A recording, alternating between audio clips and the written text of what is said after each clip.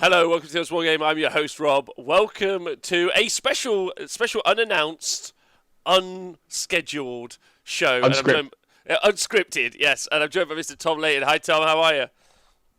I'm good, thanks, mate. I'm even better now that I've shut the curtain and muted my microphone to do so, because otherwise the podcast listeners would be having some issues right now. But here we are. We're good. We're good. Yeah, they would. Big shout out to the podcast guys. Stay hydrated. Also, everyone on YouTube, big love to you guys. Patreon, couldn't do it without you. And also Twitch chat. Although, because we've not announced this, Twitch chat, smaller numbers so far today, but they'll be here in a moment. So, Tom, diligently, post 9th edition news. Obviously, the points have gone out, and the points are a minefield to unpick. I haven't even started. Yeah, like it's a minefield to unpick. But some of the core changes, specifically the FAQ changes, which came out yesterday, which was a wall of information, right? Yeah, pretty much. I mean, I had D&D last night anyway, so I couldn't go straight for it. But you would have seen that I dropped a big PDF document, 12 pages long, straight into our WhatsApp chat at 3:30 in the morning, having finished making all the notes. Yeah. So, which is wild. So I'm very much looking forward to this. Busy times, isn't it? Both games.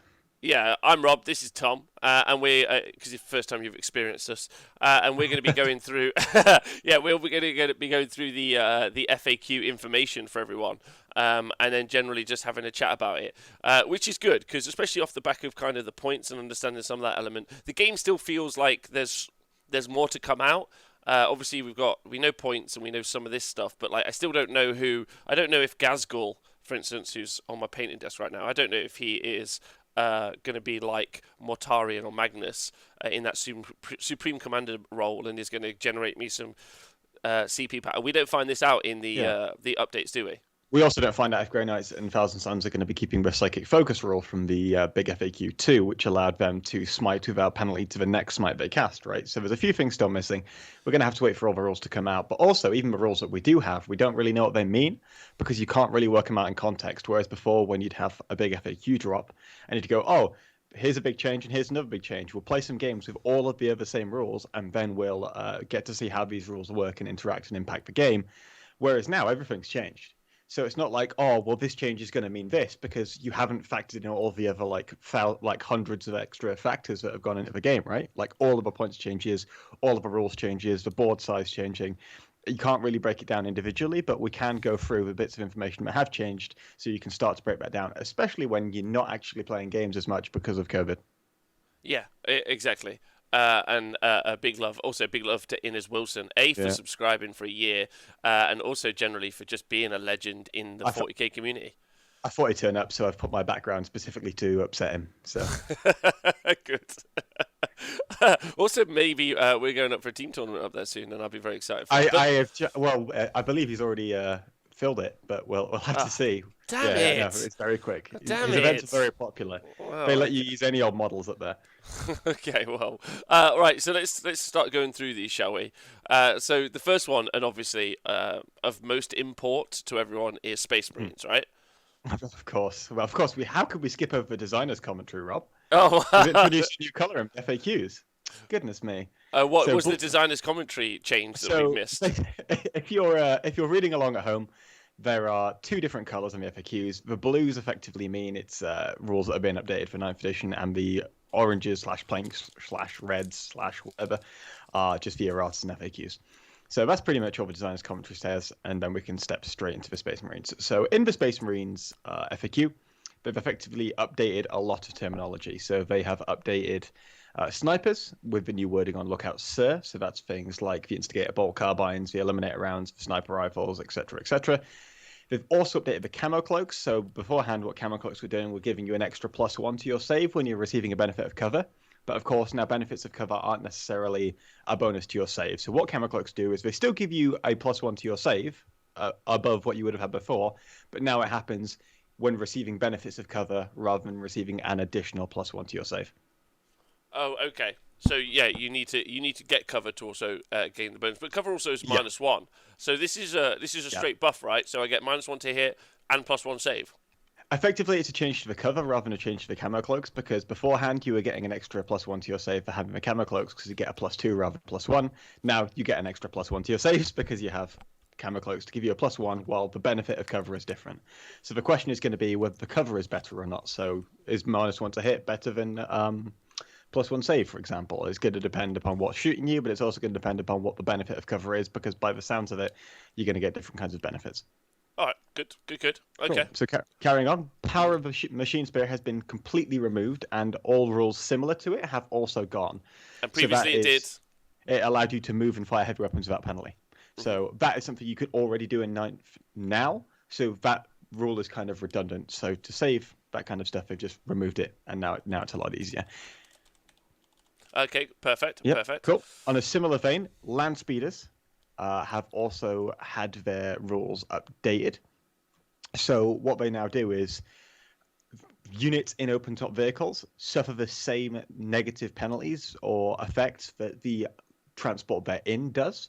So that's going to mean things like if you are -1 to hit for the vehicle for something that's happened, you are -1 to hit for the passengers as well. If your vehicle is in combat, for all intents and purposes, those units inside the open-top vehicle count as being in combat as well for the purposes of what they can fire. So they can't fire their normal weapons, but they can fire pistols.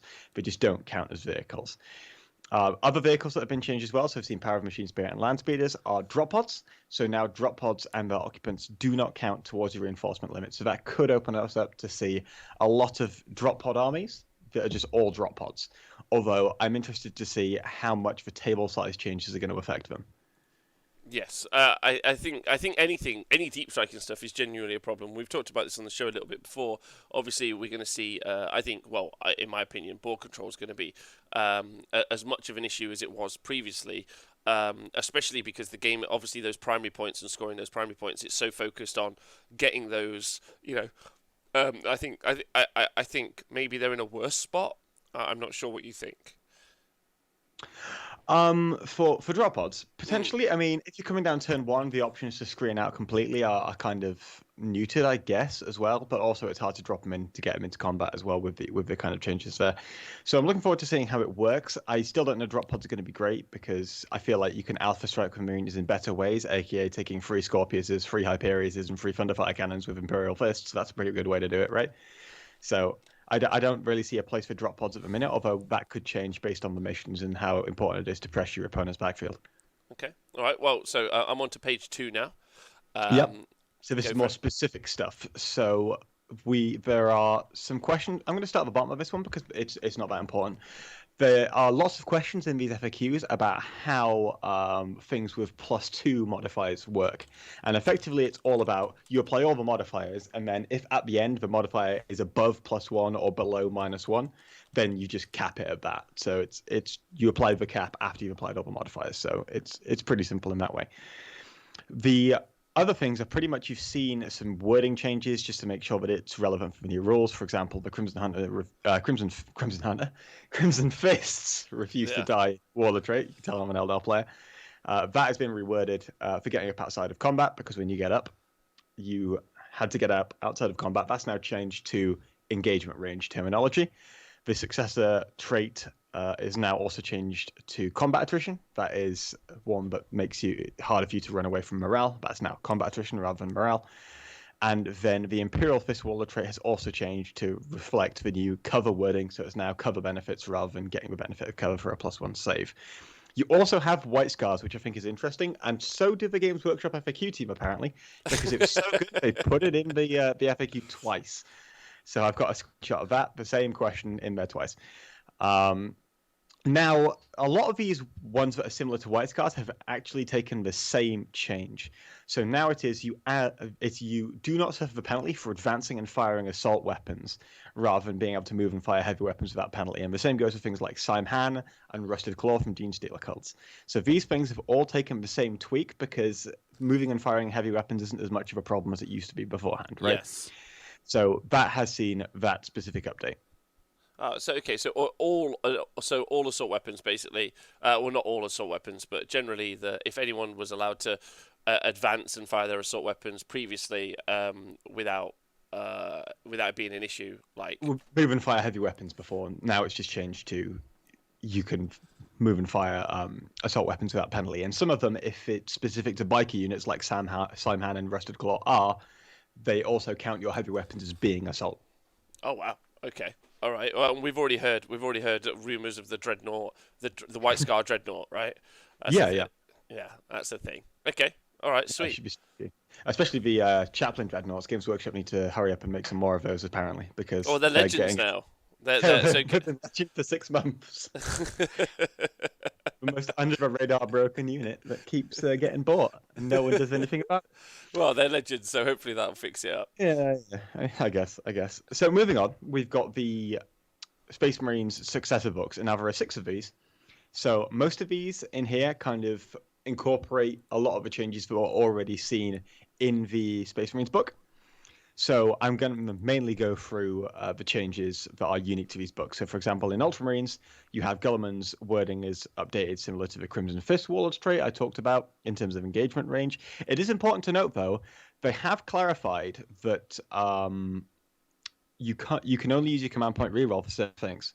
So you can't use it for getting Guilliman or your Crimson Fist Warlord back up. You can't use it for things like explosions. So it's only for certain types of rolls, which is a and like knights as well, because you can't use that CP reroll to reroll your Terranist get back up roll or reroll your explosion result. Anyway, moving on from that, Tellian Sniper is also brought in line. That's good. That's a big change, right? The get up. Yeah. 100%. That's not really in the FAQs though, but it is worth bringing up while we're talking about the wording on Guilliman, because it is a point I thought of while we were talking about it. So Tellian Sniper's updated with look at sir, camo cloaks are updated.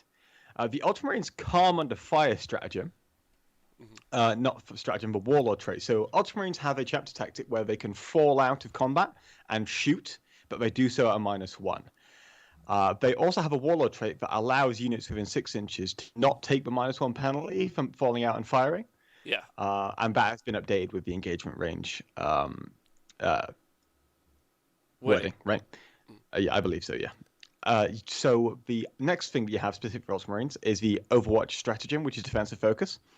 And it effectively acts as a separate Overwatch for 3 units that are within 6 inches. So you charge a unit, and then 3 units within 6 inches of that can Overwatch at the unit that is charging. That, I believe, is better now, because now Overwatch is more of a premium.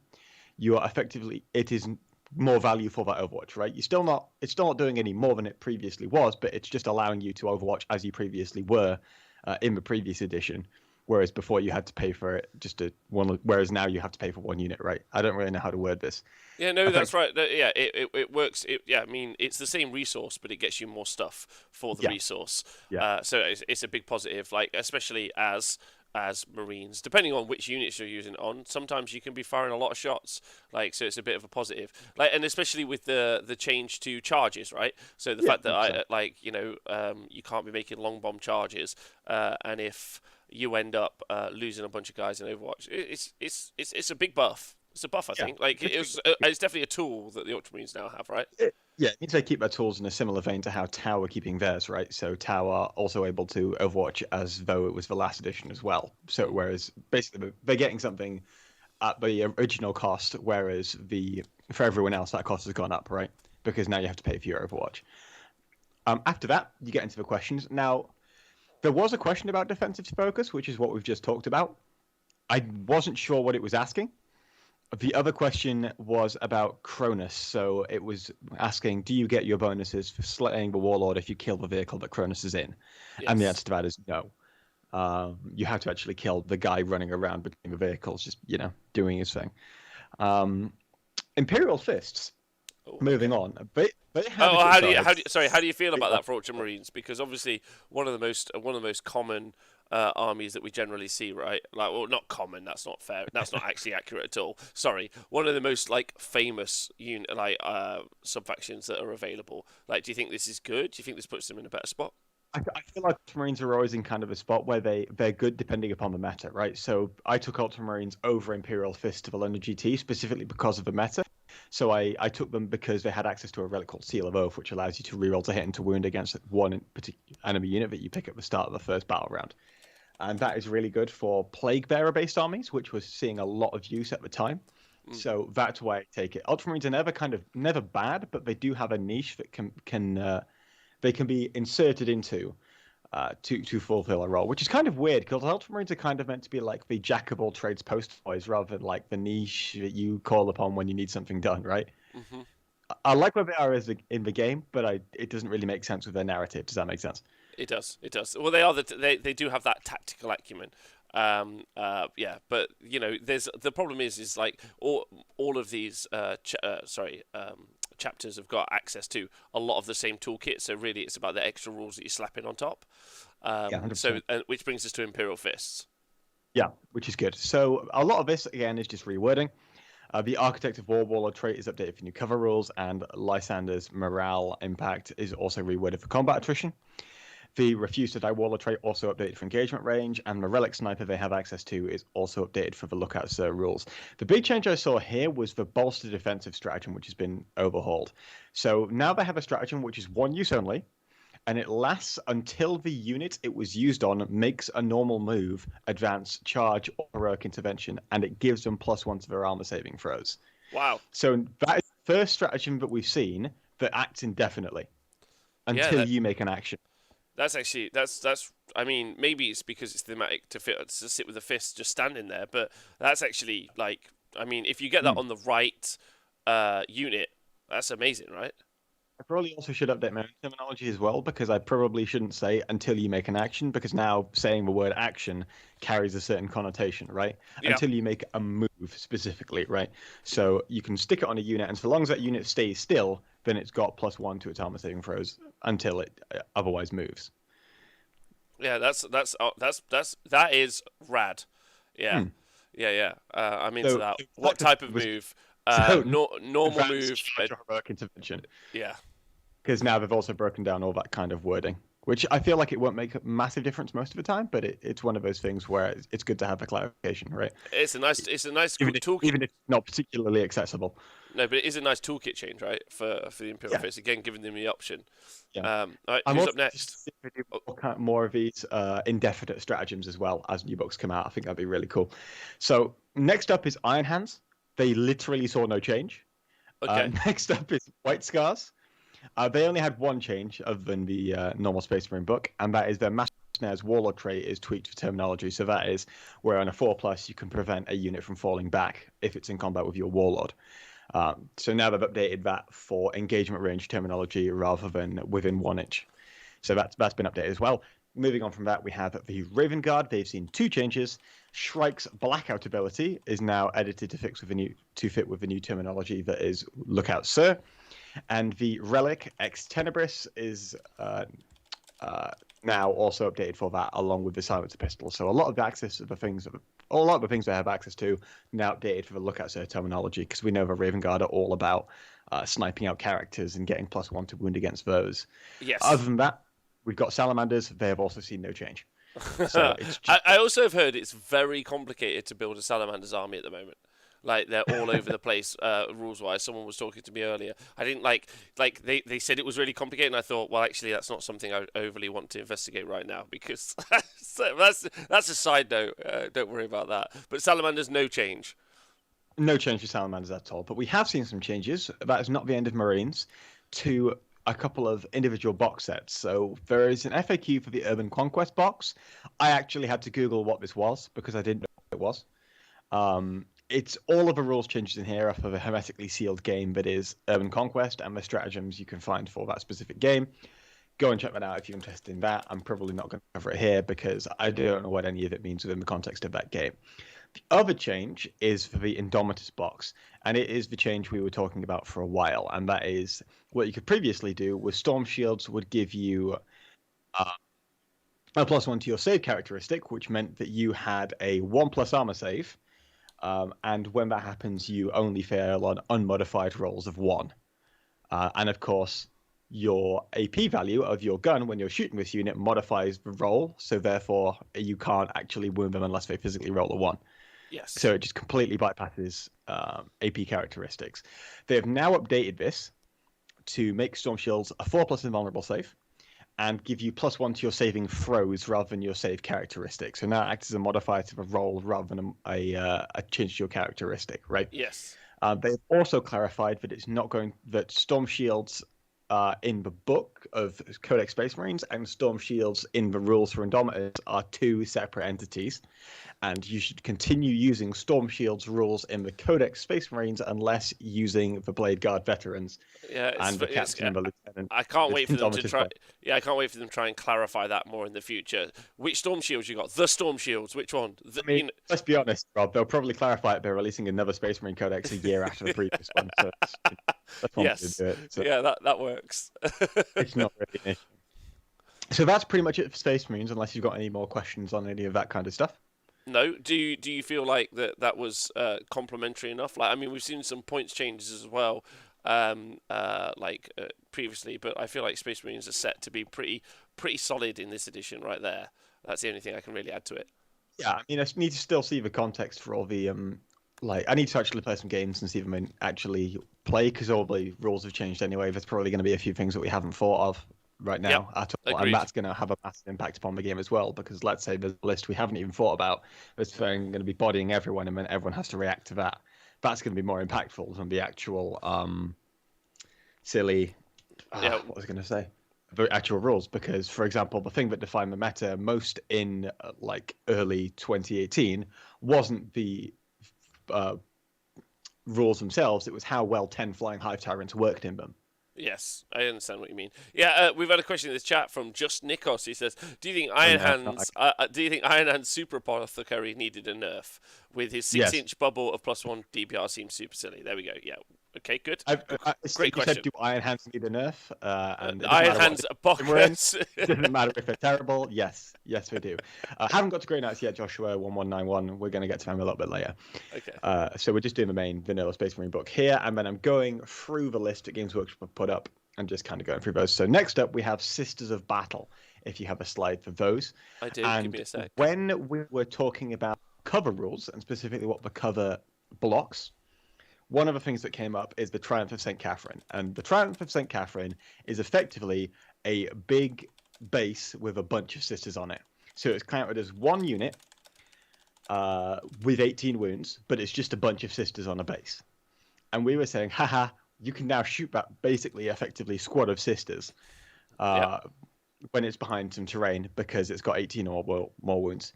They fixed that, and they've said it counts as having 9 wounds for the purposes of terrain rather than 18, which means it can hide behind the terrain.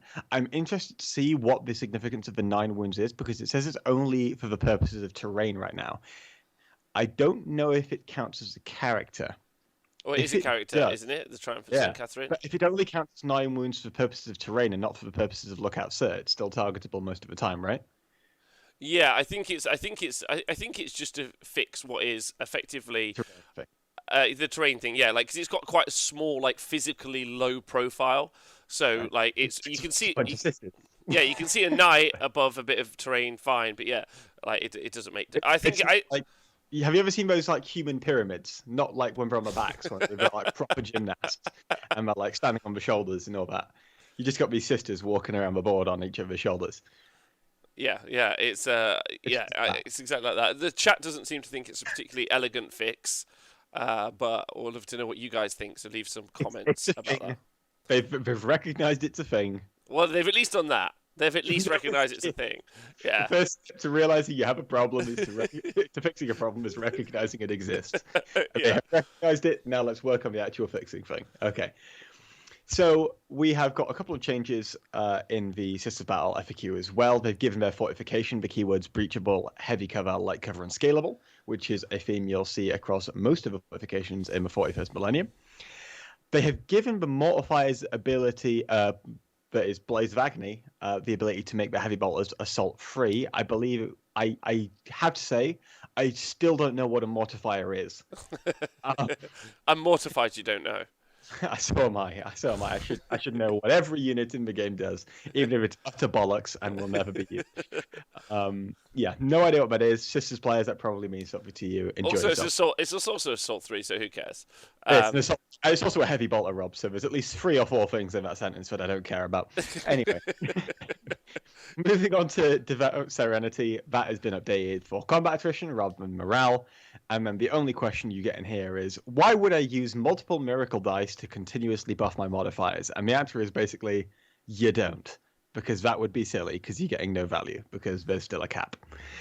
What are the Yeah. bigger? Do you want to explain to me how that would work previously? Like, what do you mean? So my multiple miracle dice? You're asking me a sister's question, Rob. I don't like it. So I believe you could spend multiple miracle dice to get extra buffs on your to hit rolls, right? Right. Okay. Yeah. So, but because obviously it's soft cap now, you can't do that. Okay. Makes sense. Yeah, Makes sense. Just be wasting your time. Okay. All right. Well, this looks great for all those people that were really planning on running the Triumph for St. Catherine. Which is again just a weird piece because it's just like you're at one of those, you're watching the Bond film and then there's the weird Mexican parade that Bond's like hunting other spy through, and that's now a piece you can use. Yeah, that's now a piece you can use in the game. So, I mean, if you were running that anyway, you were a special kind of person. Have you ever played Assassin's Creed Brotherhood? Pardon me? Have you ever played Assassin's Creed Brotherhood? Oh yes. So you know how you can hire mercenaries or escorts or something, and you just hide in the middle of them, and then you just walk through the street. Yes. And you blend in by being a caped man. It's like that. But that's the Triumph of St. Okay, that's fine. Good deal. Okay, good. I'm in. Right, carrying on. Because we've got some actual juicy stuff to get into here with the Adeptus Custodes. Okay, give me a second, please. So that's fine. I'll go through the boring stuff while you pull that up. So Power of Machine Spirit is gone on the Venerable Land Raider, meaning absolutely nothing because it's still crap. Inescapable Range has been reworded for Lookout Sir. Indomitable Guardians has been reworded for Engagement Range, so no actual substantial change there. Mm-hmm. But we do have a couple of substantial changes here, Rob. Ooh. So, have you heard of Trajan Valoris? I've heard of him. Trajan Valoris is one of the baddest motherfuckers in the galaxy because he is so hard to kill as a character. He is one durable piece of shit, and he can heal himself. So he has a once per game ability that either allows him to regain D3 wounds, fight in additional time, or regain D3 CP. Now, the regain D3 CP thing doesn't work very well because you can only regain 1 CP per battle round. Yep. So Games Workshop has removed that, and they have replaced it with use your next stratagem for free. Oh, I mean, that's not bad. That's not bad, and you can use it whenever you want. So what you're going to do is if you want to swooping dive with your Virtus Praetors, you pop Trajan's ability to use a free stratagem, and then you just do your free CP swooping dive, and you slide him in. Not only that, boards are smaller. He's really durable as a character, so he's great for plonking on objectives, and he's going to whack you super hard. And if you need him, he can fight an additional time rather than getting you that free stratagem. Yep. Trajan is a boss. Yeah, definitely. And I think Custodes, especially in the primary objective game that we're talking about in the future, I feel that there's a primary objective meta that we're going to discuss at some point on the show. I mean, we already touched on it last Thursday, but I think there's, I think Custodes and Trajoran and people like that, or Trajan, sorry. Anyway, he's not even the best. It's okay. He's just not the best Custodes. That's all I'm going to say. All right. Okay. Who is the best Custodes then, Rob? I'm not going to let you get away with this one. Oh, I'll let you know in a minute. You carry on, and I'll tell you at the end. All right. The second one is Auric Shackles. The relic no longer awards an extra D3 command points upon the bearer of the relic killing the enemy warlord. So you've very much streamlined the ability to get extra victory points elsewhere. So you can only get them on primary, secondary. There's no relics or anything that allow you to sneak extra VPs out from under the carpet. So that's a pretty much change there. A couple of changes that have come in the questions, actually. So the Ever Vigilant stratagem still has to follow the Lookout Sir rules, but the big one is that you can't swooping dive if you're already in engagement range.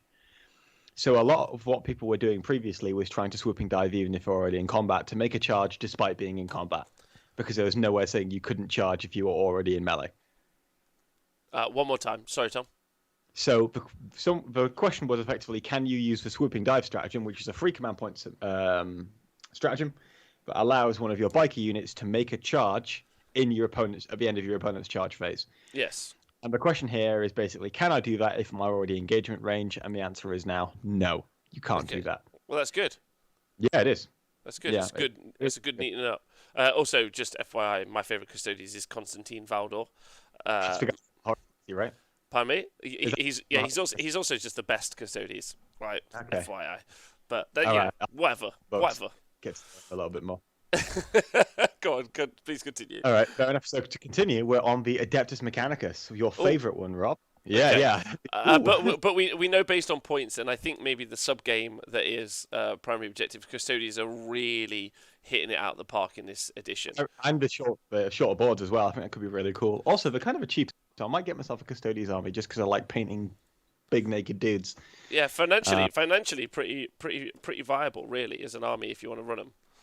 If anyone in chat can find me a JoJo's Bizarre Adventure Pillarmen Custodes replacement, I should buy all of those, but they need to be bikers.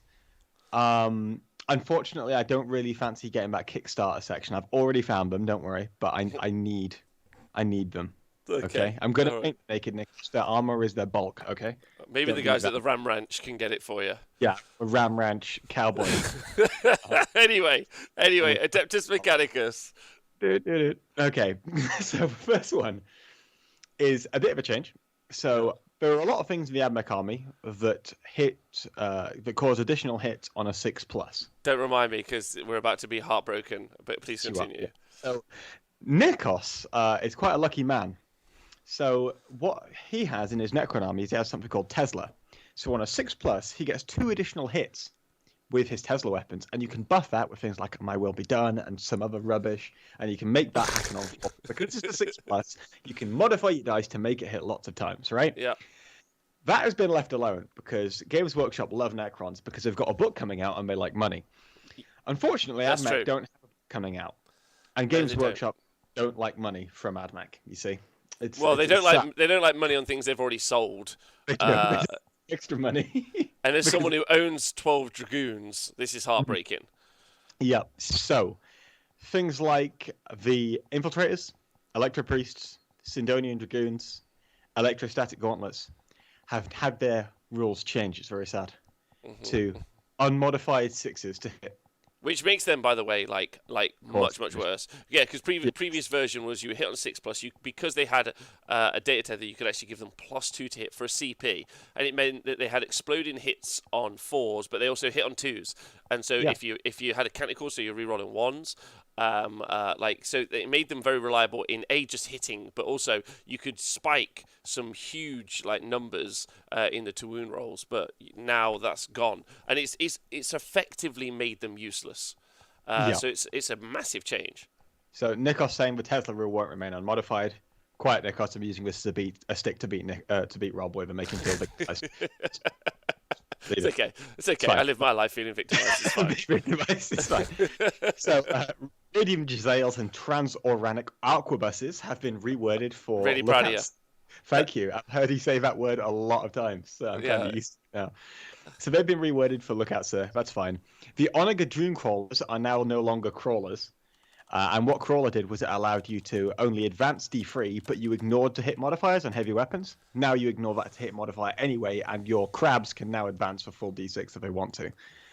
Updated in there, you also have Knights can move, aka normal move, advance, and fall back over models, excluding monsters and vehicles, which means you can step over infantry if you want to. Of course, you've got a kind of wide base. You move 12 inches. Maybe you can advance the Landstrider as well, though. That could be funny. Don't leave gaps in your army, kids. The Knights are just going to walk all over you. And when I say Knights there, I mean the Knights in the AdMech book specifically. So that's things like the Errant, the Gallant, the Crusader, things like that, right? So it's not just, it's not all the Knights. It's just those Knights in that book. Although we will get to the other Knights later. We have a couple more changes in there as well. The first one was a question about the modifier cap again. It's exactly the same. The modifier cap applies after you've applied all the modifiers. And then you've got Rage of the Machines has changed so that vehicles ignore penalties for advancing and firing, assault, and Cognis weapons. So Cognis weapons is the other variant. I mean, there were more than those, but maybe some of the most. There was Cognis heavy las cannon, Cognis heavy auto cannon, which you find as the other chicken walkers, and that's.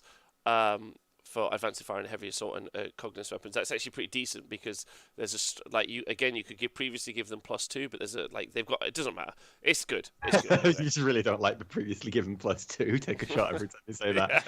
After that, we move on to Astra Militarum. They're not called Astra Militarum, they're called Imperial Guard.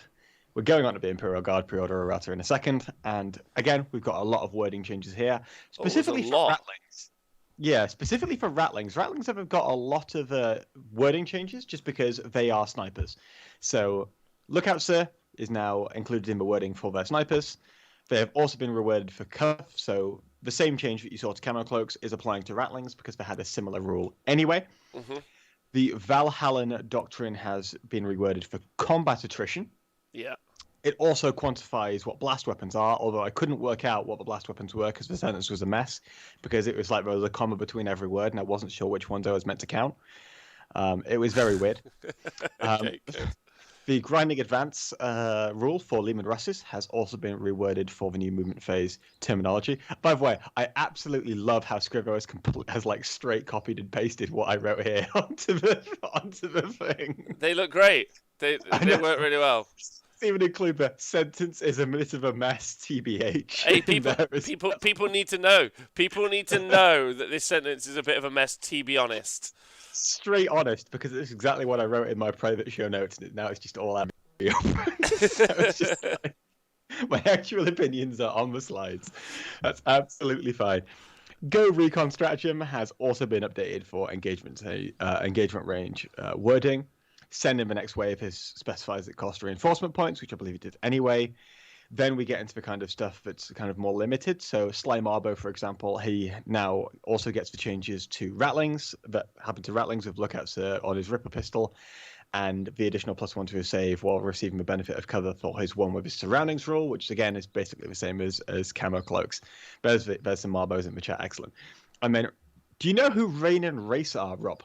No. Oh, yes. Yeah, I do know. I already know. They're in the Blackstone Fortress. They're 2 Ratlings, who come as a squad. There you go. Yeah. Fight me. Fight me. They've got the same rules as the Ratlings for the update. So the actual changes in here.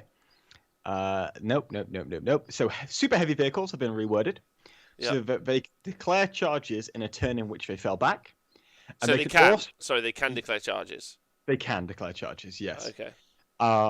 Because your super heavy vehicles, you don't really care what's around you, so they can do that if they fall back. They can also just shoot. Okay. So they've got like pseudo fly. That's good, right? Did they have that previously? I believe they did because they were super heavies anyway. Also, no, it's not Scrivo. All I'm taking is the race pronunciation from is Attack on Titan. So screw you. That's going to be where it's coming from. Super heavy vehicles done there. The Talon Doctrine has also been reworded, so it now says the full context of it is I can't remember what full context was, but I remember reading it, and they changed the wording from can shoot to are eligible to shoot. Right. So Talon is Talon.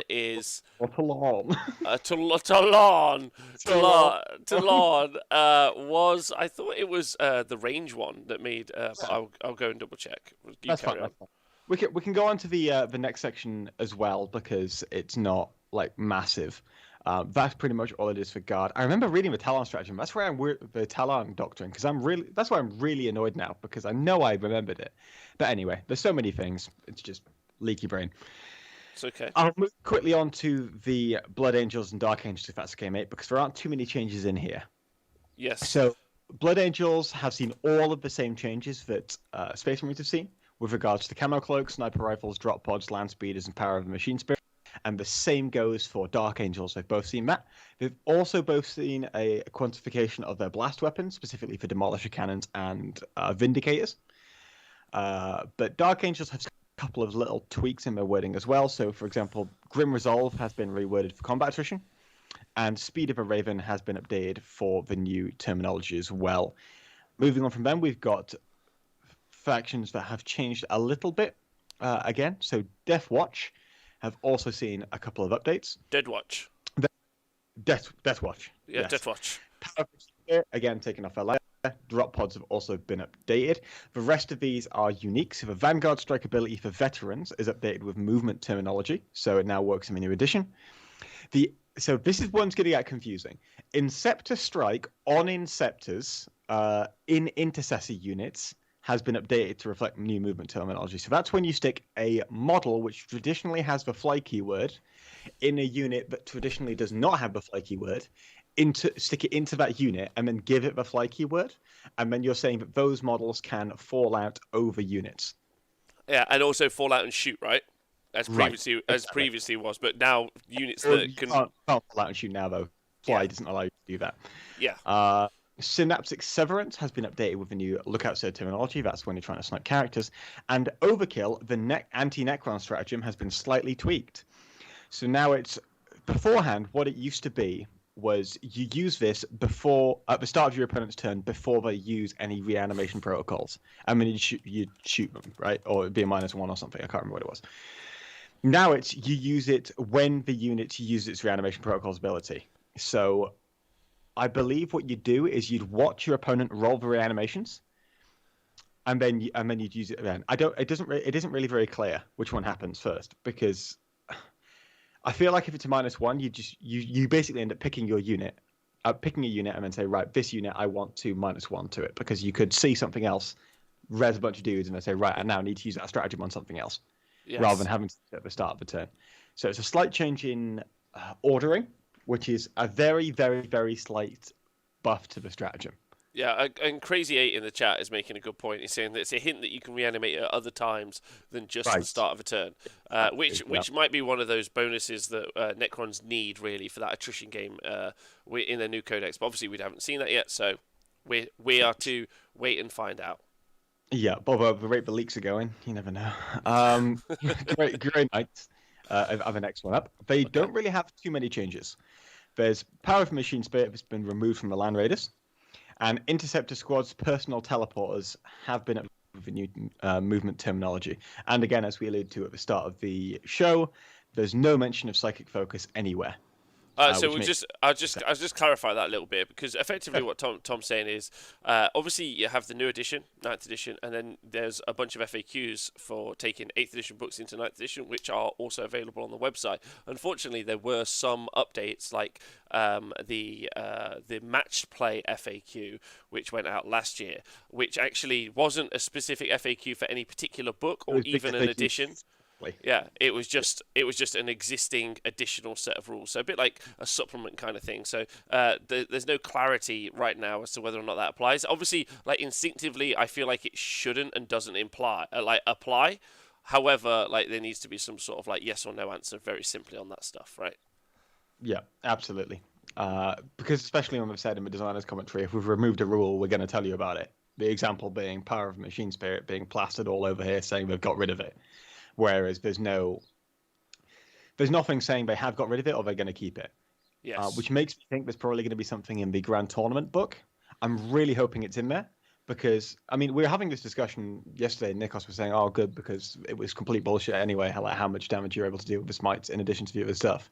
I think my thinking with it is, at the minute, if you take that away from Grey Knights, what you're going to end up doing is you're going to end up pushing me down a route where I don't go MSU, and instead I just go bricks of Paladins and Terminators, which I think is a far more boring and unintuitive gaming experience for everybody. Well, it's to be found out. I think we're going to have the Grand Tournament book. We're also then going to have an FAQ based on that and all the other FAQs. Yes. So it's kind of fun that they're doing the pre-FAQs, because you're kind of asking it. Anyway, this is going to be an ongoing cycle for a while, ladies and gentlemen. We've got FAQs for the books that are out, but the books that aren't out that actually quantify all of this. Let's just continue. We're learning as we go. Yeah. Keep going. Okay, penultimate book of Imperium. We've got the Imperial Knights. Ooh. So we've had a couple of updates here. The first one is the Omega Auto is now updated, so it no longer specifies that it can move and fire it without penalty, because you can move and fire heavy weapons without penalty anyway when you're a vehicle. Yep. We've also seen the Knight update we saw earlier in the Adeptus Mechanicus FAQ that allows Knights to normal move, advance, and fall back over units that aren't vehicles and monsters, unless that Knight is an Omega class. So basically what you'd have is you'd have a list of all the Knights that can do it, and Omegas were not included on that list. The ones bigger than it were, and the ones even bigger than those were. So that's the Castellan Valiants, and then you'd have like the, I think it's the Questoris class, is it? Yes, Questoris class, and the class. Yeah, the Cerastus class of the Forge World ones. Yeah. Although they might need an FAQ on their book soon as well, then, because once again they're lagging behind. So the Go on. sorry, that's okay. The fortification that Imperial Knights have access to has also been given keywords. In this case, it's scalable, breachable, dense cover, and defensible. I can't remember what its name is because it's so useless. Moving on. Warlord trait. It is useless, so it's fine. It's so awful. They have added in the ability to regain your command point if your Warlord is a Titanic Knight, the knight in a super heavy detachment, and it also specifies if it's Titanic, you get 6 back rather than 3 as well. So that's just included in there. Although we already knew that was coming from everything else we'd seen on the community page, right? Yep. We had the Oathbreaker missile system, which is the stratagem that allows you to shoot a character with your Shieldbreaker missiles on your Castellan or your Valiant. Has been updated for the new Lookout Sir Wedding. And there was a question regarding when shots are resolved, and as we already know, they're all resolved at the same time anyway. So it's one of those where it's not a massive deal, right? No, I it's don't like think one of those. Yeah, I think it's fine. I think it's. And then, it's... finally, for the Imperium, we have Space Wolves. So they have also seen their snipers, camo cloaks, land speeders, drop pods, and land raiders all updated as above with the other Space Marine books. And blasts have been clarified in the same way as Blood Angels for Vindicators and Demolisher Cannons. Okay, which are all positives. All positive changes. That's all for Imperium. Okay, that's pretty good. It's pretty good. How do you feel? Hey, Chemex, by the way, and everyone else in the Twitch chat, thank you for being here. Again, some nice clarity, but also I feel like more clarity could... Listen, it's like life. We could all do with we're all on a journey to enlightenment, and we could all do better every day. Good segue, but okay. Always Zen 40k. That's us nowadays. Zen 40k. Okay. Sounds like a good team name. Yeah. Oh, thanks to the Stoic. Right, what's up next? So next up, we're going to do all the Chaos books because I thought that was the second biggest kind of souped faction. Mm-hmm. So we're going to go through those. So the first one that you have up is the Chaos Demon book. Ooh.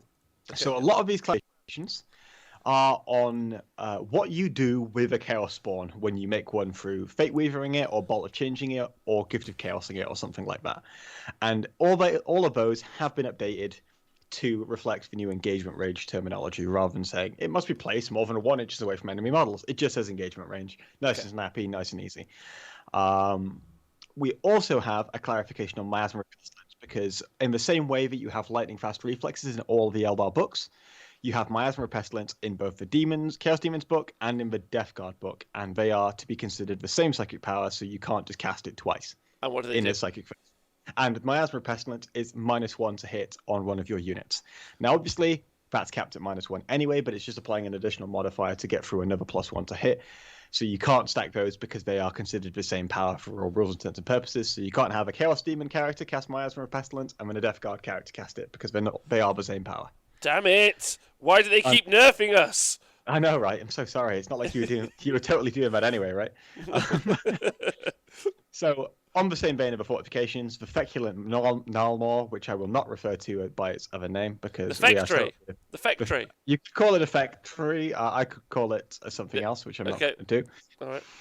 Has been given some cover keywords, so it's now considered light. It now gives out light cover to anything within 7 inches, and it also gives out a +1 to your cover save as well. So effectively, you're giving out +1 to your save. So effectively, yes, Nikos, thank you. Effectively, it's giving out a benefit of cover, specifically the light benefit, and it's also giving out +1 save. So it's similar to camo cloaks. And a lot more useful as something you can bring into your army than, of course, the night workshops. The sacrosanct forge bollocks. I don't know, twat. That thing. It's awful. Yeah. Well, it's actually really interesting actually, because if you take the mythic. No, never mind. Carry on.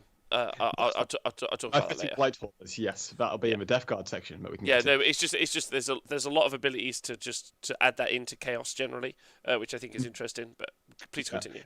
And just on on-call GM, we haven't got to the points yet because I've had enough time to just type up all the FAQs. We'll probably be doing the points at another time. There's just a lot to go through. So we're just doing the FAQs for now. We're not talking about them in the context of the points. Nope. So the last FAQ on the Chaos Demon section is the Treason of Tzeentch clarification. So effectively, the question was, if you treason of Zinch an enemy character, that character counts as yours for all intents and purposes. Which means that it also counts as an enemy unit for the purposes of the assault phase, right? Yep. Which means if I treason of Zinch a character, and then that character is within engagement range of another enemy unit, does that enemy unit then have to fight that character? And the answer is yes, because you can't elect to not fight. So what people were previously doing was saying, well, I just won't fight with my my main weapons. I'll just use my base strength. Yep. So like you'd have a knife, an Imperial Knight run out with his stompy feet and his big chainsaw, and then he'd get his feather duster out and tickle you with it because he wants to be in combat, right? Now you can't do that. You have to fight with your weapon if you have one. Is that in the core rules? I believe so. Yes. All right. Perfect. So that is now clarified that you have to fight that character. So if you treason a Zinch character within engagement range, that character's probably getting smacked unless it's like cultists whacking him or something. You know what I mean? Yep.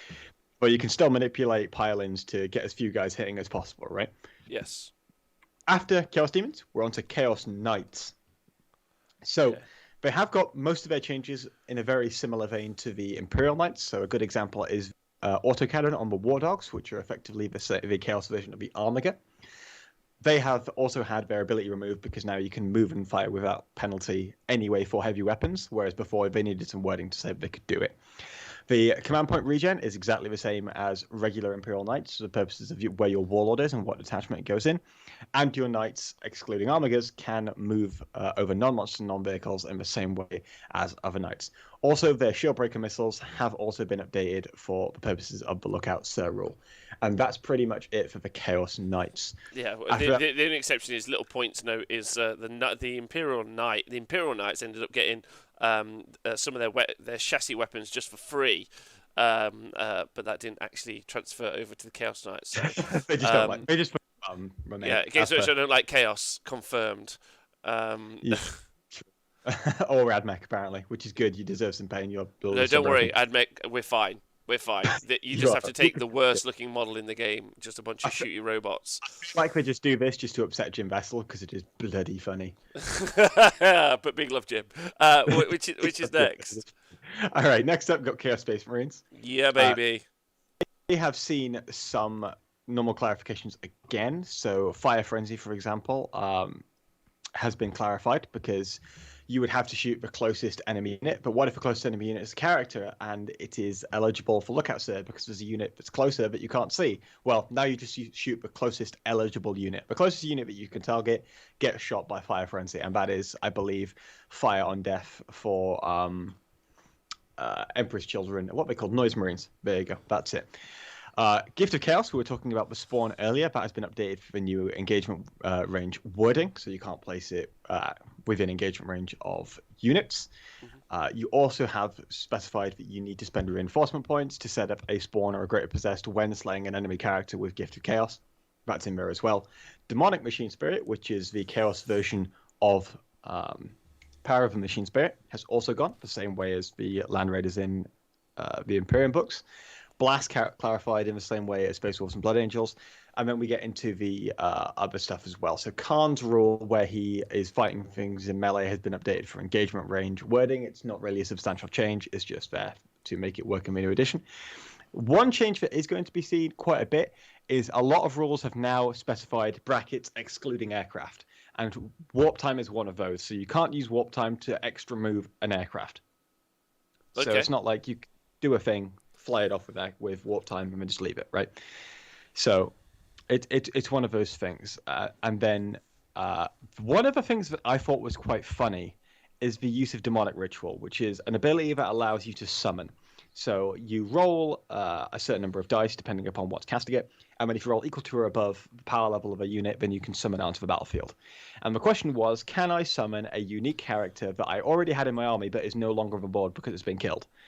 And the answer is yes. So I tweeted out a meme, which was the Changeling is on the board.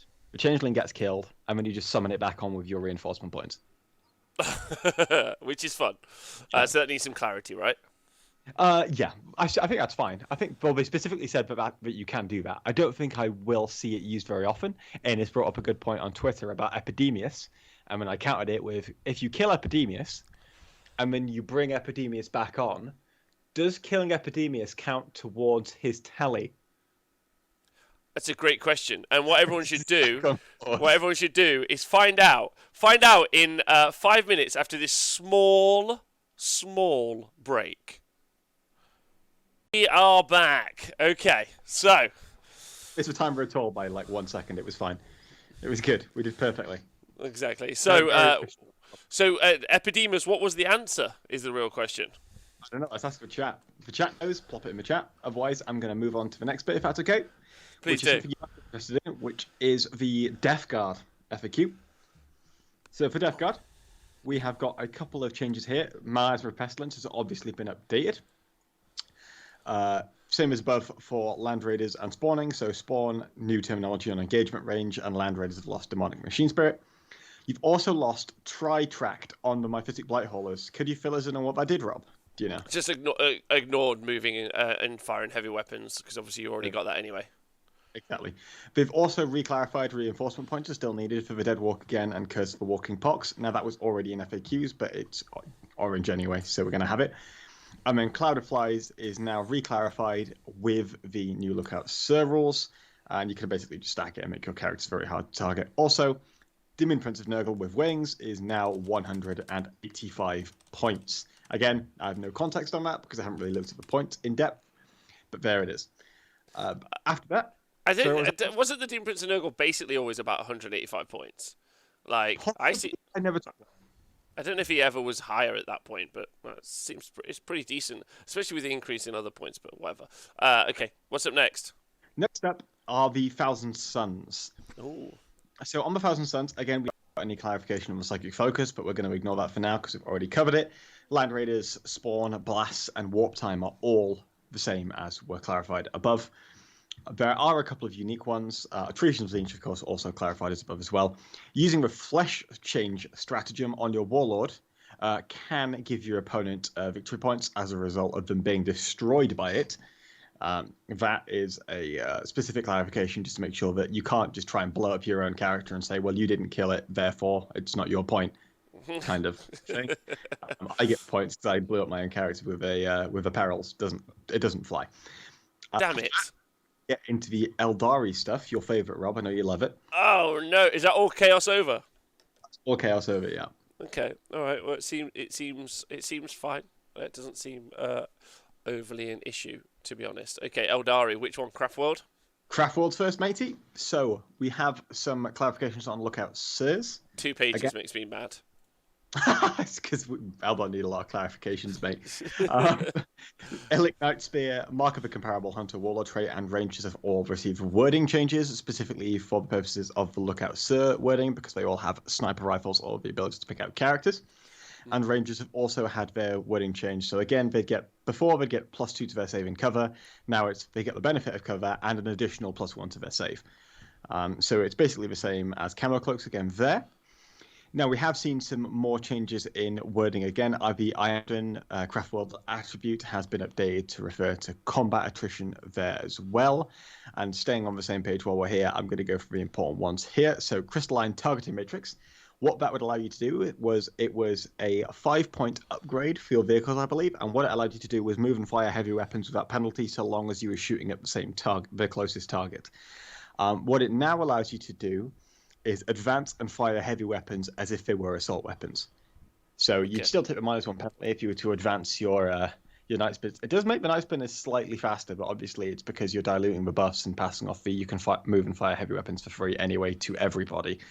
In a similar vein, Simhan have been updated, whereas beforehand it was bikes can move and fire heavy weapons without penalty.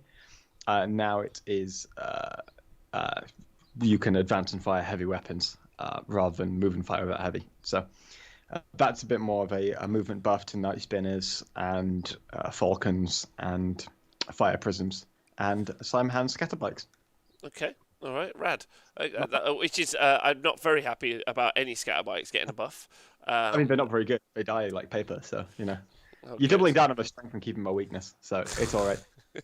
Good. Fine. And the final thing on that page is, as we were talking about earlier, with warp time not referring to aircraft, fire and fade is now the same. So what you could previously do was, Ennis was talking about something on the game I played over on the Art of War the other day. What you could do is you could fly your plane up to some enemy characters, shoot the enemy characters, fire and fade the plane on top of the enemy characters so it can't be placed, so it blows up and then explodes all over the characters.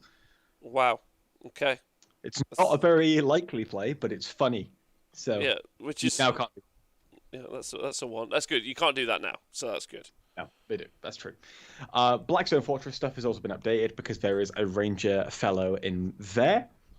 Yep. To the next page. So that's been all updated similarly to all the other stuff we talked about at the start of this section on the Eldar. I wish also the Galapex infected. Yeah, Galapox infected would be. Those models are rad, and I'm just gutted that they're not more usable, really.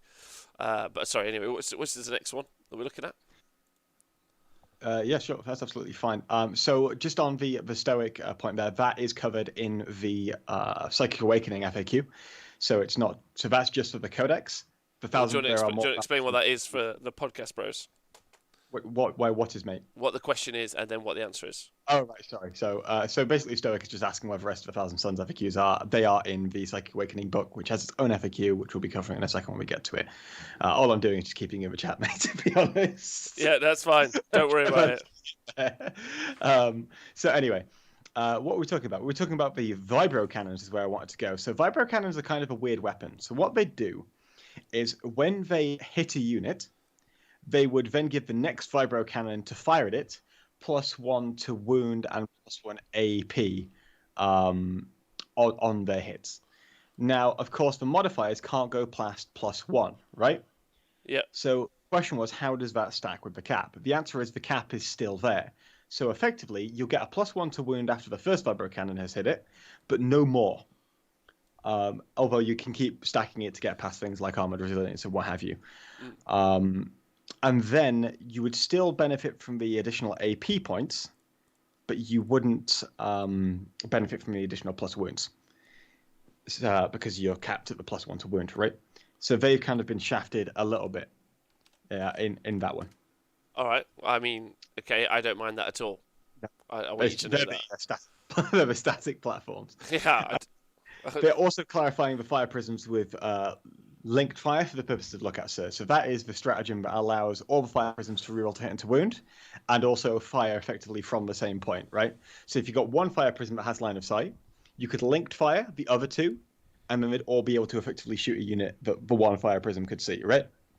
And the same applies for lookout search. So let's say you have a character that is one fire prism is closer to a character so it can shoot it, but the other two aren't. You can linked fire on that character with the fire prisms to shoot at that character with all the fire prisms. It's just getting around the lookout surfing. Because you're effectively firing 3 times from the same fire prism, but with weird sequencing and all that kind of jazz. Good. These seem like positive changes, maybe?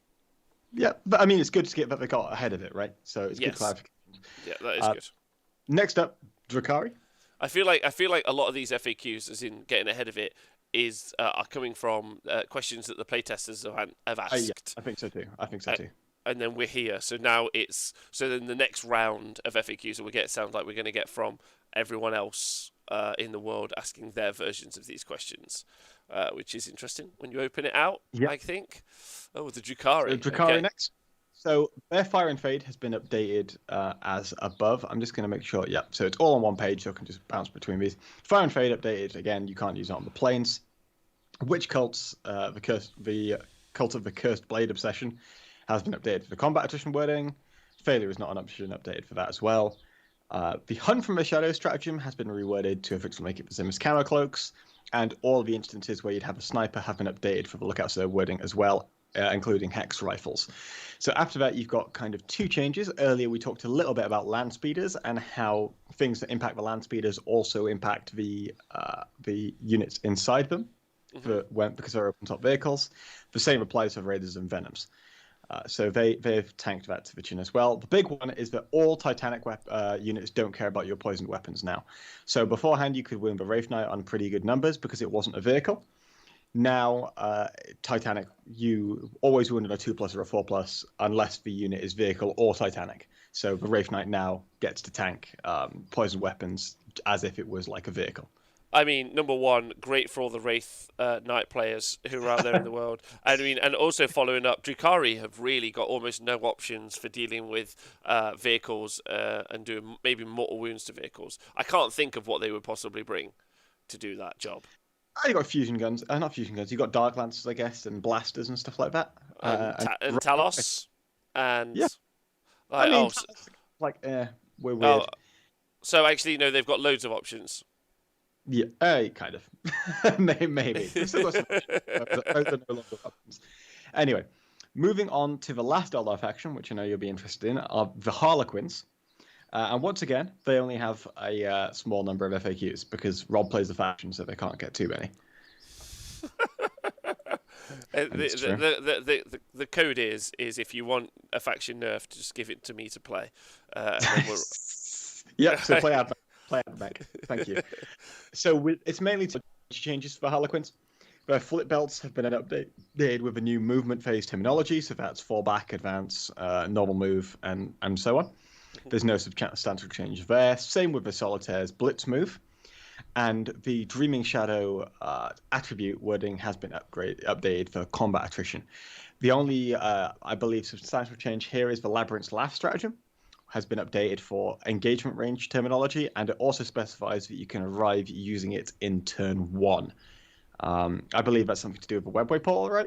Yes. So Webway portal is obviously the faction terrain that you could take and no one did. But like it's kind of not made superfluous due to obviously the ability to just keep stuff off the board, but it was a way to help stuff get further up the board early on, and so you weren't just running to the midfield to die to bolt fire. But no one obviously did that because it was asinine to throw good money after bad. That makes total sense. After this, we are going into the fourth and final faction that allows you to super cross book, aka the Tyranid books. So we'll start with that with Genestealer cults. No! Poor lads. The poor lads. They're getting whipped, aren't they? It's not good. Yeah. So we'll go through the wording bits first, because obviously there are definitely 2 pages on this thing, because goodness me, there's quite a few of these. We'll go through the wording changes on this first slide first. The first wording change is that Jackal Snipers, Sanctus Silencer Snipers is a horrific tongue twister, by the way. Oppressor's Bane have all been updated for the Lockout Sir terminology, and the Sanctus's camo cloak equivalent has also been brought in line with the Marine changes. Leman Russes are the same as normal Leman Russes. They have lost the grinding advance rule because it doesn't actually do anything. You have also seen the Rusted Claw get updated, as we alluded to earlier, and that allows for bike units to treat all pistol and rapid-fire weapons as assault if you advance. Also, you don't take penalties for advancing and firing assault weapons. So basically, you can take your rapid-fire weapons and then just fire them at people with no penalty, even if you're advancing. Yes. So that's updated there. Limits to reserve are also specifically only applied during deployment, so you can go over the limits if you use the stratagem to put units back into reserve, which Genestealer cults have access to. Other than that, we've got some meaningful changes here, specifically in matched play. Units in Call Ambush do not count as strategic reserves nor reinforcement units, which makes me think that they might be able to arrive on turns 4 and 5. Yes. I actually think that they need something. They don't have very good. They don't have very good like sustainability, especially on objectives. So I feel like that they need something given to them, like maybe like late game objective grabs, which might benefit them. I think that most of the points though come in the form of progressive now, though, right? So it's not like you'll just drop your entire army down on the last turn of the game and run on all the objectives and win, right? Yeah, because you can't. Because that's just not how the missions work. So you don't really necessarily even need to do it anyway. Speaking of which, while we're there, the limits, you can also set up models coming in from cult reinforcements, which is a stratagem you can use to refill your cult units. For example, you have a big blob of acolytes, you've got 20, you lose a bunch of those, you can then bring D6 back on for a stratagem. They have to be brought back in coherency with models that started the phase on the board, so you can't just daisy chain them out as you bring them on. And then it also clarifies the modifier question again. for the purposes of +1, -1 cap. So that's in there. After that, we've got the Tyranids. Okay. Hold on. So, Tyranids next up. Uh-huh. They've been updated with some things. So, Lictors and Death Leaper have been updated to be in line with Camo Cloaks. You can delete the Biofortress rule from the Sporocyst. I don't know even what that is, but there we are. And the Digestive Denial stratagem now allows you to pick a terrain piece and give it the light and heavy cover traits for that terrain piece. The big one that I've seen people talking about is the Old One Eye ruling, though. So Old One Eye cannot be targeted with ranged attacks when there are any other high fleet Carnifexes within 3 inches. So you run Old One Eye up the board with another Carnifex behind him, and then you just mess something up. Decent, making him a bit more survivable, which is decent. And an interesting kind of rule change in that we have seen this a few times now, but like that's a specified like dynamic change in the book as opposed to like a clarification or do you know what I mean? Yeah, I mean Old One Eye is a character, but he just like wanders around whacking things. It's pretty good. A question of modifiers is again noted there, and the Toxicrene can now reroll failed wound rolls with its massive toxic lashes shooting profile as well. After Tyranids, we'll move on to the most important of the mono faction books that don't suit with any other books, and that is of course the Orcs. Yes. And they may even have 3 pages here. I'm not entirely sure because this is my word. Nothing changed. Nothing changed, but they've got a lot of FAQs. Yeah. Okay. I'm just fine. Please go. No, it's fine. So while you're doing that, I'll go through. I've got it. So Nob's keeping order ability is now reworded for combat attrition. And then also, in fact, no, on that first page, we kind of leave it there. So all the battle wagon variants of all kind lose a mobile fortress rule, which I believe allowed you to move and fire heavy weapons without penalties. So that'll include like the gun wagon, the battle wagon, and all those kinds of things, right?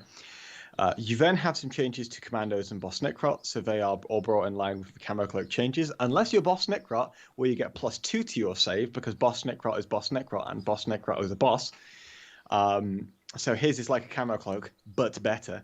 Yep. Bad Dog Grotsnick's 1 scalpel short of a Medpack rule is also brought in line with the engagement range terminology that's in the new book as well, so that now works with 9th edition. The Shock Jump Dragster, the targeting squig, I believe previously gave it a modifier to hit, whereas now it just actively changes the ballistic skill, so it gets around the pluses and minuses to hit. Yeah, the modifier caps, and that is also the same with the death rollers as well that you can stick on your battle wagons. So a lot of changes to battle wagons in here. We can then move on to the next page for Orcs. Battle wagons and trucks are, of course, both open-top vehicles, so they are brought in line with how they want the Venoms and the Land Speeders to work with in terms of who can shoot when in the back of a battle wagon or a truck, and what the effects are. Of course, all your Orcs are probably going to have pistols anyway, so even if your battle wagon's in combat, now you've got all those Orcs shooting at the top of an open-top vehicle, just blapping with their sluggers, and that's going to be all right. Gorkanauts and Morkanauts can now also charge in a turn in which they fell back, similar to how the Super Heavies were working in the Imperial Guard after Militarum section. They've started to give them kind of like night bonuses, yet they have the profile of a potato that I never want to use. They're kind of halfway there, I guess, right? So, yeah, you know, apart from their profile and everything about them, they're halfway there. I don't know, man. There's some Dutch people using them pretty well. I'm sure that was fine. Are they? That was like about a year ago, probably. Get in touch with me. Ago now. Yeah. I'll hit you up. I'll hook you up with them. It'll be good. Yeah. So moving on, we've got the Wethbomb Blaster Jet that loses the first sentence of the Mech Brain Enhanced Weapon sights. That was just a +1. Same thing. It's just like ignoring heavy, basically. Substantial there. There you go. Then you have a Stomper FAQ, which upset me. But I liked it because Stompers have now been brought in line with Knights, where they can walk over things unless they're monsters or vehicles. Yeah. And he's even copied the "not that it will anyway." It has a fat ass and only moves 12 inches into the slide. Yeah, good. Very good. Speaking of Stompers, the Mech Boy Workshop has had a change. So you know how previously we were talking about how the terrain pieces are now getting terrain keywords? Yeah. Well, the Mech Workshop gets all of the terrain keywords, Rob. It gets defense line, light cover, heavy cover, defensible, unstable position, and difficult ground. I don't know if there are any more terrain keywords that it can hog, but there they are. It's got a lot of them. That's good. That is, So, yeah. yeah, That's, I'm sure it's fine. yeah, it doesn't Sure have it's breach. It doesn't have breachable. That's the one it's missing, I good. think. So you can't breach it. Perfect. That's what I like to hear. So penultimately, we have the Death Skull's Warlord trait. Sorry. I just mentioned. Sorry, the fact that you could bring your own Mech Boy Workshop if you so wished, and then use it for heavy cover might be a thing. Like genuinely could be a thing. But anyway, please continue. I just try and send Catherine behind it, mate. It'll be brilliant. So Death Skull's Warlord trait is Opportunist, which allows you to target a character within it if that character is within 18 inches of the unit they're shooting, and that has been brought in line with the Lookout wording. And also, someone for some reason asked if a unit counts as destroyed when you mob up 2 units of Orc Boys. The answer is, of course, no, but it's in the FAQ just to deal with those kinds of people. Okay. So penultimately, for the actual codices, we have the Necrons. Ooh, but more than likely, they're going to get an entire new codex very soon. They are, probably, yes. So there's only one slide for these guys. Specifically, we are talking about Death Marks and the Mephrit Merciless Tyrant Warlord trait, which allows you, again, to target characters within a certain range. So you've got a guy just stood in a building firing Staff of Light at you. They have been updated with a Lookout's terminology. Wraiths are always one of those units that work really weirdly in the Assault phase, and also turns out they are utterly broken in Dawn of War Dark Crusade. They have been brought in line with the new terminology for the movement phase. We have then seen a couple of little tweaks just to make things work. So the Monolith's Eternity Gate adds engagement range terminology. That is where you can bring units out of the Monolith as if they were embarked on it. Useful because that's a good unit, right? The Monolith, like quite commonly the best Necron unit that people talk about. I mean, I think I have one on the stream. You could probably see it when I whizzle my chair around when I'm on cam, but you don't want to see it because it's an abomination. But that's okay. It also has the Floating Fortress rule deleted. I don't know what that does because you don't see monoliths anyway. Yeah. They also had specified that Catan can do their Catan powers whilst within engagement range. So they're effectively the same as psychic powers in terms of you can use them then. Also, they have specified, but although Genius Steel Occults don't count as reinforcements when they pop up, so you can't do things like Auspex scan on them, Necron units that come out of Eternity Gates and Invasion Beams, that's things like the Monolith Gate and the Night Spinner. I keep saying Eldar things, but I mean something else. And Night Sight. Teleporting. Yeah, it's just muscle memory. It's Pavlovian response. I just go straight Night Spinner of Night Scythe.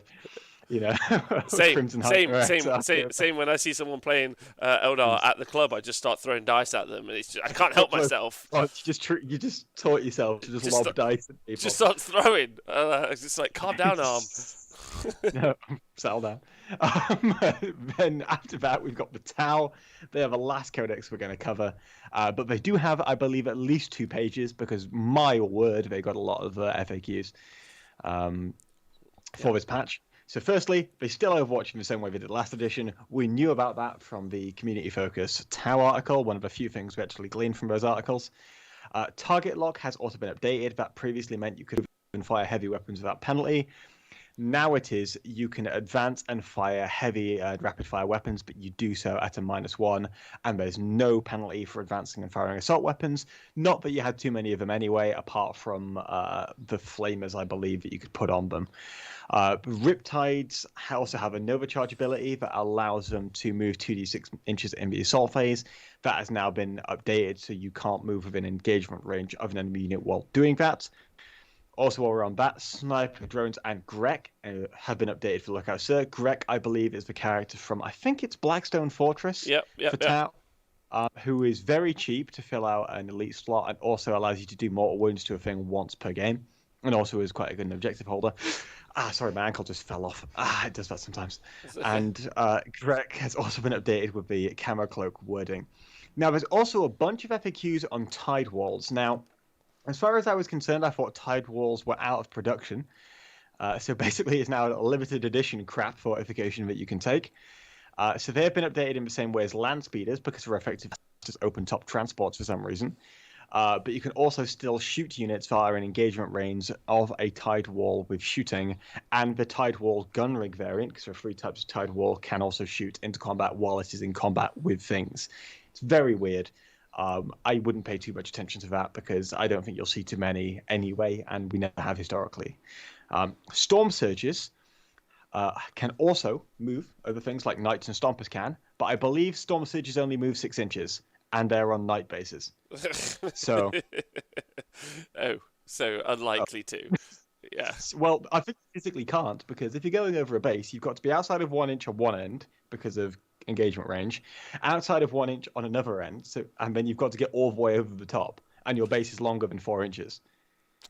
Okay. So maybe corner over, but that's about it. Yeah, maybe it just gives you a bit of wheeling. Who knows?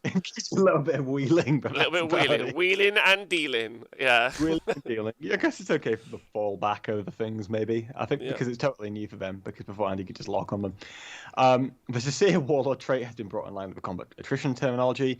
The vectored maneuvering thrusters, which are the relic you can give to units that allow them to move 6 inches after firing, which I thought was hilarious with commanders. I think it's really, really cool. Has now been brought in line with engagement range terminology. Strike and Fade, which you can only assume is the Tau version of Fire and Fade. I didn't know they had such a thing, but there we are. Now excludes aircraft. And the modifier question pops up again about the Ghost Keels. And after that, we move into the expansions, Rob. Are you ready for the expansions, mate? I'm ready, baby. All right, so Vigilus you can probably hit both of them on the same slide, so I'm assuming that's what Scrivo's done. Target-sighted stratagem is updated for lookout terminology, means nothing. There you go, carrying on. Swift Strike now excludes aircraft, just in case they were fighting. That allows you to, I believe, fight with your thing or whatever it is. It's not that exciting. I don't even know what that is, mate. It's just so useless. And then Dark Disciples, which are the 2 guys that you can take with your Dark Apostle from the Vigilus Ablaze detachment, effectively count as characters for the purposes of Lookout Sir, which is quite useful. After that, we move over to the Psychic Awakening Blood of Baal expansion. Wow. And this is mainly just updating things again.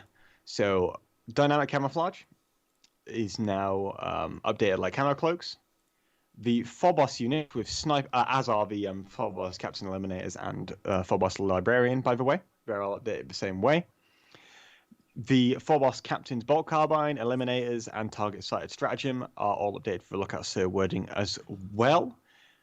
Big Guns Never Tire has been deleted. The Repulsor Executioner has lost power of the Machine Spirit because everything has.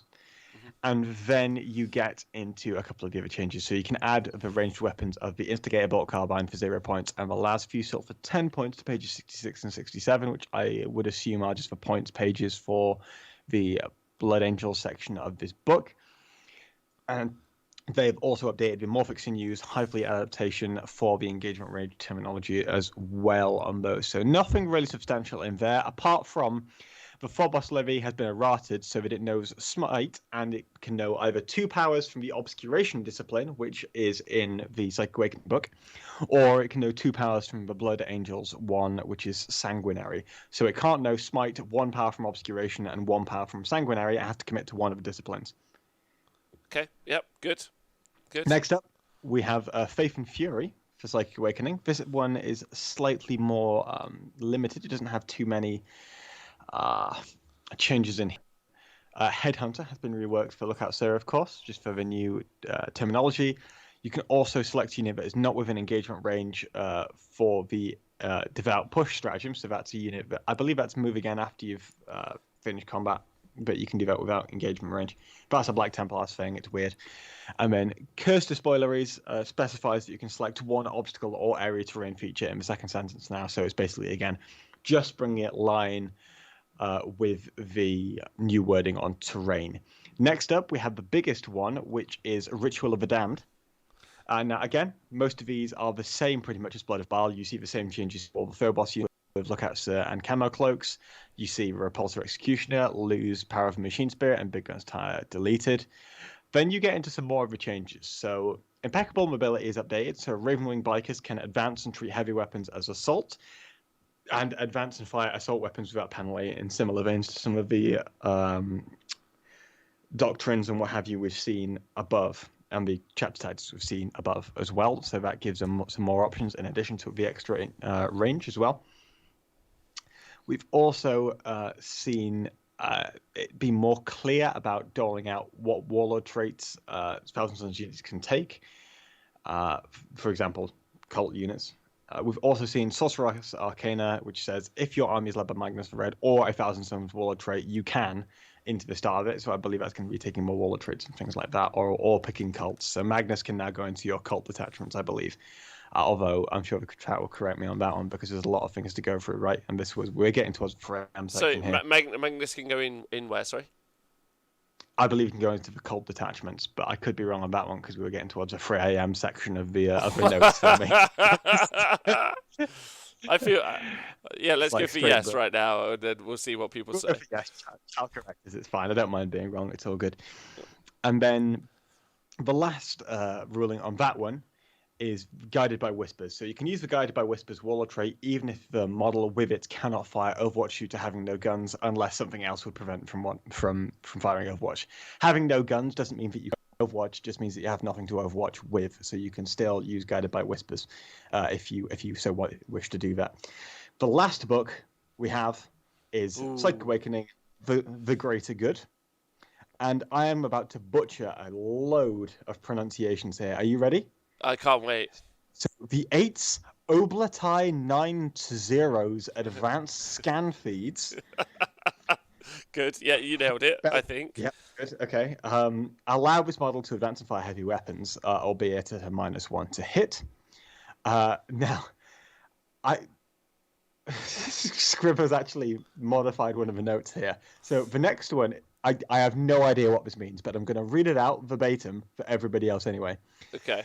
Tactical misdirection second sentence is updated to, in your opponent's next shooting phase, when resolving an attack made by an enemy model against a unit other than that 55th Capic Eagles unit, subtract 1 from the hit roll if that 55th Capic Eagles unit is the closest invisible unit from your army to the model that is not within 1 inch of enemy models. Now, what you don't see on that slide is me going ... okay. I have no fucking clue what a 55th Capic Eagles unit is. Same. Brilliant. Carry on. Thank you, chat. Neither do I. Is this from the Tower one? Yeah. Fuck knows. I don't know what that is. Fuck knows. The Agile Outriders Cult Creed is updated to be exactly the same as the Cult Roasted Claw one. So now you have 2 Cult Creeds that do exactly the same thing. Perfect. Thank you very much. Very good. Very good. And finally, the Thralls of the Patriarch Cult Creed is updated. It's a Tempestus Doctrine, apparently. Okay, good. There we go. And then Thralls of the Patriarch is the Cult Creed ability that is updated for the combat attrition terminology. And that is every FAQ in the game. Well done. Excluding Big FAQ done. 2, which you're certainly using, and you won't take it away from me. No, you won't. Tom, excellent work. I guess the real question is having gone through it, is do you think that like it's been a comprehensive look, or do you think this is like a first wave of stuff that we're seeing? Oh, it's definitely a first wave because we're definitely going to see more. We're definitely going to see more things, right? So, sorry, I just completely lost it there. My ankle fell off again. It's okay. That's fine. We're definitely going to see more things as things get released to the general public, right? And you pick up things that weren't necessarily picked up by the volunteers that playtest the thing already, right? Whether it's comprehensive, I think they've done a very, very good job currently, just because they've put so much in there, and so much of it was just like chaff, just to make sure the game is playable, rather than just being things that are going to change the game massively in and of themselves. It's basically just an update to make sure that it's a working game as we go. And the biggest gripe I have more is that they've missed it. I think they've forgotten a rule that has a big impact on my army, and that's about it, really. It's not really, the game isn't going to be playable at all. It's more my army taking a hit because you've forgotten a rule, which they might not have even forgotten. It might be in the Grand Tournament pack. But we'll have to see. I do like that we've got ahead of it. Of course, we are going to have to work out what these changes actually mean for the wider game as we move into 9th edition. Yeah, I mean, there's the ninth edition is going to be ultimately, I think, more than anything, especially because of the missions we're going to have to play a load of games to really truly understand it, and problematically, tournaments aren't going to be able to give us loads of data, which thanks to things like the 40k Stat Center, obviously, we were able to get some very data-driven information sets last season, and also for 40k in general. We won't be able to get that for a while because of COVID shutting down large tournaments. You know, like, I mean, no one, I don't think, can travel to America. So things like LVO and other stuff are worrying, I guess. That's just not getting any better at the minute, right? Exactly. So, but, like, you know, I know that's an outside concern into our hobby. So sometimes it's a bit like, oh, who cares? But, you know, it's still a thing. It's still a thing, and so you know, maybe the game. I don't know, Tom. How do you feel? Like the game is almost like non-existent, like in a positive way. We're going to relearn the whole thing, right? Yeah. Because there's so many changes that you can't just quantify any of them, right? You can't just say, oh well, 6 to hit flies is going to change the game in this way. Well, we don't know, because we can't really predict exactly what's going to happen because we don't have the basis. It's like doing a scientific experiment and changing all of the variables. Yeah, and then throwing in 8 new variables, like, it's wild. Yeah, which is what I love. Which is what I love about Warhammer so much is that it's almost undefinable in some ways. Yeah, there's always something doing better, especially because it's not a professional circuit at all. So you don't have people that are literally there just like practicing 12 hours a day trying to get as good as they can at the game. Imagine not yet, but I'm sure we will soon. But Tom, you've done an amazing job there. Thank you so much. Thank you very much, too. Thank you, everyone. Twitch chat, I hope you enjoyed it. Yeah, there's lots of buzz from about AdMech and Death Guard and Custodes, I think, definitely. And my poor orcs, not sure so far. But yeah, great job, Tom. Excellent work. You can always follow Tom on Twitter. His handle is at Sasneg. Yeah, yeah. it's basically just type English into Google Translate and translate it to Welsh, and you'll get there. Perfect. Wait, Sasneg. What's they were calling that on? It doesn't matter. That's not relevant to this show. Anyway, thanks everyone. Thanks so much for joining us live. Thank you to everyone on the podcast. Please stay hydrated. And YouTube guys, leave some comments. And also, big shout out to everyone on Patreon. Couldn't do it without you.